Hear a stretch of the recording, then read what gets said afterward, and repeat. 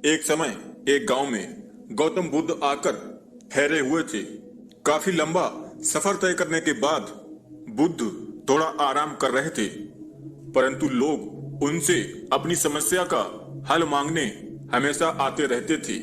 ऐसे में जहां भी वह रुकते वहां लोग लंबी कतार में जमा हो जाते और उनको अपनी समस्या बताने लगते और महात्मा बुद्ध उनका समाधान करते। उसी गांव में एक सड़क के थोड़ा किनारे पर एक भिखारी बैठा करता था। वह रोज देखता कि लोग अपने दुख दर्द गंभीर से गंभीर रूपी समस्या को लेकर आते हैं और जब वहां से जाते हैं तो उनका चेहरा बेहद खिला खिला सा होता है। वे मुस्कुरा रहे होते हैं और नए जोश के साथ भरे हुए दिखते हैं।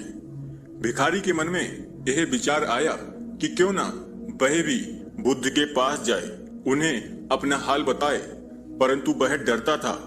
इसके बाद एक दिन गहरे चिंतन के बाद वह भिखारी बुद्ध के पास गया।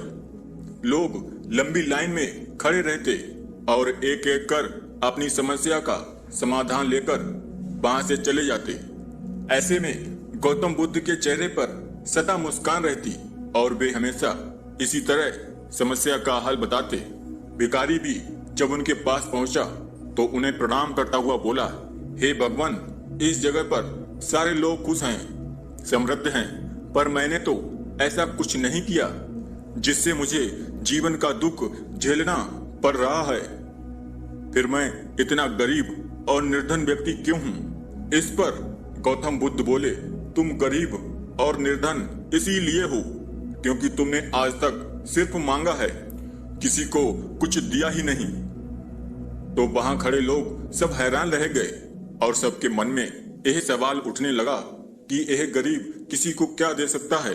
इस पर गरीब भिखारी बोला कि भगवान, मैं खुद भीख मांगकर गुजारा करता हूँ, भला मैं किसी को क्या दे सकता हूँ। भगवान थोड़ी देर चुप रहे, फिर चुप्पी तोड़कर बोले कि तुम्हारे पास बहुत कुछ है देने को। ईश्वर ने तुम्हें बहुत कुछ दिया है बांटने के लिए, जिसमें सबसे पहले तुम्हारे यह दो हाथ, जिनसे तुम लोगों की मदद या सेवा के लिए इस्तेमाल कर सकते हो। तुम्हारे पास मुस्कुराहट है जिसे देखकर तुम दूसरों में नई ऊर्जा का संचार कर सकते हो। मुंह से दो मीठी बातें बोल सकते हो। ईश्वर ने जिसको यह तीन चीजें दी हैं उसको कभी कोई निर्धन और दुखी नहीं कह सकता।